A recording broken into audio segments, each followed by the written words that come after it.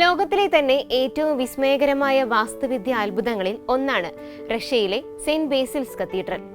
മോസ്കോയിലെ റെഡ് സ്ക്വയറിൽ തലയുയർത്തി നിൽക്കുന്ന ഈ ദേവാലയം വെറും ഒരു കെട്ടിടമല്ല, മറിച്ച് റഷ്യയുടെ സംസ്കാരത്തിന്റെയും പൈതൃകത്തിന്റെയും ചരിത്രത്തിന്റെയും പ്രതീകമാണ്. 16-ാം നൂറ്റാണ്ടിൽ ഇവാൻ ദി ടെറിബിൾ എന്ന റഷ്യൻ ചക്രവർത്തിയാണ് ഇത് പണികഴിപ്പിച്ചത്.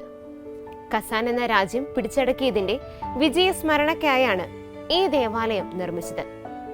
1555-ൽ നിർമ്മാണം ആരംഭിച്ച് 1561-ലാണ് ഇതിന്റെ പണികൾ പൂർത്തിയാക്കിയത്. ഈ ദേവാലയത്തിന്റെ ഔദ്യോഗിക നാമം cathedral of the intersection of the virgin on the moat എന്നാണ്. എങ്കിലും സാധാരണക്കാരുടെ ഇടയിൽ ഇത് സെന്റ് ബേസിൽസ് കത്തീഡ്രൽ എന്ന പേരിൽ അറിയപ്പെടുന്നു. ഈ ദേവാലയത്തിന്റെ നിർമ്മാണത്തെപ്പറ്റി നോക്കുകയാണെങ്കിൽ വാർമ പോസ്റ്റ്നിക് എന്നീ 2 റഷ്യൻ ശില്പികളാണ് ഇത് രൂപകൽപ്പന ചെയ്തതെന്ന് കരുതപ്പെടുന്നു. നെപ്പോളിയൻ ബോണപ്പാർട്ട് മോസ്കോ ആക്രമിച്ചപ്പോൾ ഈ പള്ളി പാരീസിലേക്ക് കൊണ്ടുപോകാൻ ആഗ്രഹിച്ചുവെന്നും അത് നടന്നില്ലെന്നും കഥകളുണ്ട്. പള്ളിയുടെ ആകെ ഉയരം 65 മീറ്ററാണ്. ഇത് അന്നത്തെ കാലത്ത് മോസ്കോയിലെ ഏറ്റവും ഉയർന്ന കെട്ടിടമായിരുന്നു.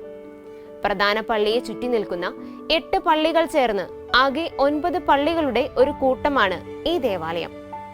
8 പള്ളികളും ഇവാൻ ചക്രവർത്തി നേടിയ ഓരോ യുദ്ധവിജയങ്ങളെ സൂചിപ്പിക്കുന്നു. ഇതിന്റെ രൂപരേഖ ഒരു 8 കോണുകളുള്ള നക്ഷത്രം പോലെയാണ് നിർമ്മിച്ചിരിക്കുന്നത്. ക്രൈസ്തവ വിശ്വാസപ്രകാരം ഈ നക്ഷത്രം സ്വർഗീയ ജെറുസലേമിനെ സൂചിപ്പിക്കുന്നു. ഇഷ്ടികയാണ് ഇതിന്റെ നിർമ്മാണത്തിന് ഉപയോഗിച്ച പ്രധാന വസ്തു. അക്കാലത്ത് ഇഷ്ടിക വളരെ അപൂർവമായ ഒന്നായിരുന്നു എന്നത് മറ്റൊരു പ്രത്യേകതയാണ്. ഈ ദേവാലയത്തിന്റെ ഏറ്റവും വലിയ പ്രത്യേകത ഇതിന്റെ നിറങ്ങളും ഡിസൈനുകളുമാണ്. ഇന്ന് നമ്മൾ കാണുന്ന വർണ്ണാഭമായ നിറങ്ങൾ പള്ളി നിർമ്മിച്ച കാലത്ത് ഉണ്ടായിരുന്നില്ല. തുടക്കത്തിൽ വെള്ളയും ചുവപ്പും നിറങ്ങൾ മാത്രമായിരുന്നു ഇതിനുണ്ടായിരുന്നത്. 17-ാം നൂറ്റാണ്ടിന്റെ അവസാനത്തോടെയാണ് താഴികക്കുടങ്ങൾക്ക് മനോഹരമായ ഈ പല വർണ്ണ ഡിസൈനുകൾ നൽകിയത്. ഉള്ളിപ്പൂവിന്റെ ആകൃതിയിലുള്ള ഇതിന്റെ താഴികക്കുടങ്ങൾ ഓരോന്നും വ്യത്യസ്തമായ ആകൃതിയിലും പാറ്റേണിലുമാണ് ഉള്ളത്. അതിന്റെ കാരണം സ്വർഗത്തിലെ ഒരു പൂന്തോട്ടം പോലെ ഈ ദേവാലയം തോന്നിക്കണമെന്ന ഉദ്ദേശത്തോടെയാണ് ഈ വർണ്ണങ്ങൾ കൊടുത്തിരിക്കുന്നത്.